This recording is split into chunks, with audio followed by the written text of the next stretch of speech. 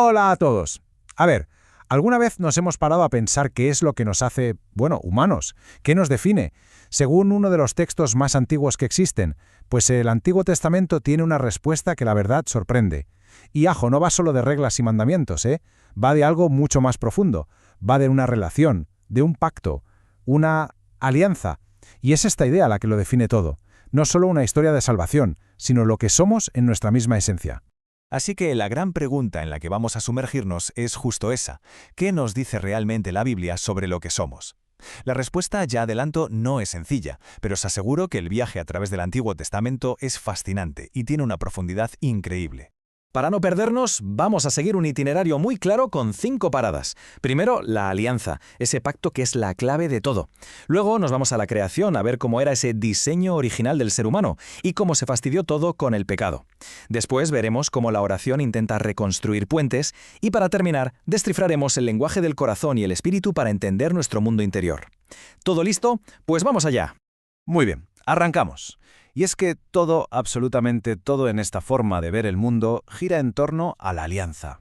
Hay que pensar que en la Biblia Dios no es una idea lejana, sino alguien que actúa en la historia de un pueblo, de Israel.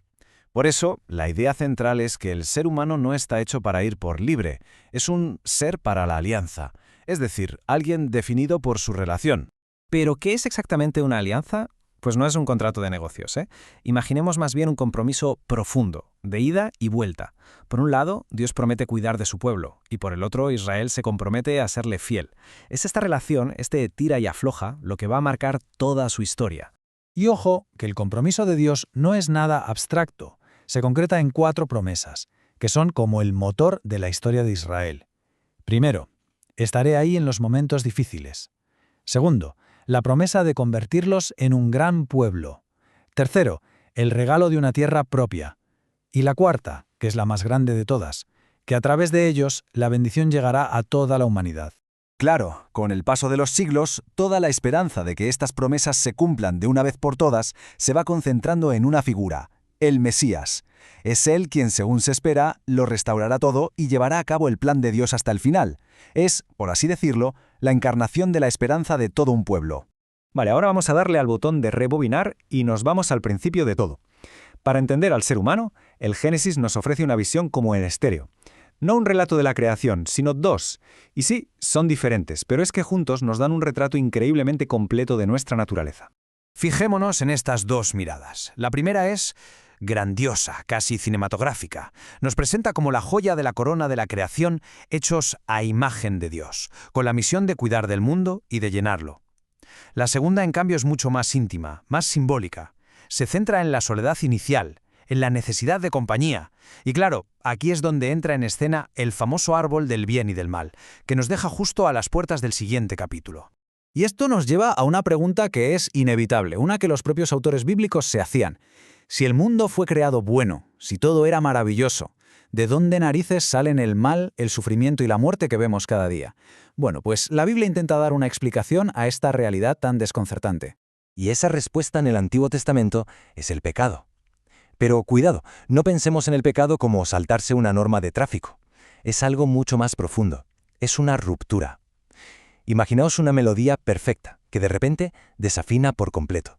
Pues esa es la idea. Se rompe la armonía original entre nosotros, Dios y el mundo entero. El relato lo cuenta en 3 pasos muy claros. Primero, la escena inicial. Todo en paz, en armonía, en una relación de amistad con Dios. Luego llega la tentación. Y aquí está el meollo de la cuestión, esa promesa de ser como dioses, o sea, de decidir por nuestra cuenta qué está bien y qué está mal, pasando de Dios. Y finalmente, las consecuencias. La armonía se hace añicos y la conexión con Dios queda tocada. Y esta pregunta que hace Dios es de una potencia increíble. Después del pecado la humanidad se esconde, se aleja. Y cuando Dios pregunta ¿dónde estás?, no es que no sepa la ubicación, claro. Es una pregunta sobre la relación. Pone en evidencia esa distancia que se ha creado. El sentido de la vida, según el texto, sería responder a esa pregunta. Y aquí vemos el destrozo real. El pecado no es algo abstracto. Golpea directamente los 3 pilares de esa imagen de Dios de la que hablábamos. Nuestra dignidad, nuestra capacidad para crear vida y nuestras relaciones con los demás. Todo queda dañado. Y la consecuencia final de separarse de la fuente de la vida, pues es la muerte, la vuelta al polvo. Pero por suerte, la historia no termina aquí, en la ruptura. A pesar de todo, el ser humano busca la manera de responder, de volver a conectar. Y el camino más directo para intentar sanar esa relación es la oración, ese intento de reabrir el diálogo con Dios. Y esta oración se manifiesta sobre todo de tres maneras que en el fondo reflejan nuestra propia experiencia. Por un lado está la alabanza, que brota de la alegría y del asombro. Por otro, la súplica, que nace cuando nos sentimos pequeños y necesitamos ayuda. Y cómo no, la petición de perdón, ese momento en el que reconocemos que la hemos liado y queremos volver a empezar. Y ya para ir terminando, vamos a meternos a descifrar el código que usa la Biblia para hablar de nuestro mundo interior. Entender estas palabras es clave porque nos descubren una visión muy integral, muy completa de la persona. Vamos a fijarnos en dos términos fundamentales. Primero, lev, que traducimos como corazón. Pero no es solo el músculo que bombea sangre, es el centro de las emociones y, lo más importante, el núcleo de la consciencia, el lugar donde se toman las decisiones. Y luego está ruaj, que es espíritu. Literalmente significa viento o aliento, pero también es la fuerza vital, el ánimo, e incluso ese poder de Dios que actúa en las personas, como en los profetas. Y aquí viene algo que a mí me parece fascinante, de verdad. Fijaos en cómo evolucionan estas ideas. Cuando el Antiguo Testamento se traduce al griego, estos términos hebreos tenían que encontrar su equivalente. Así, lev, el corazón, se convierte en cardia. Ruaj, el espíritu, pasa a ser pneuma. ¿A qué nos suenan estas palabras? Claro, es que son la base, son absolutamente fundamentales para entender después el Nuevo Testamento. Este es literalmente el puente que une las dos partes de la Biblia. Y así, volvemos al principio.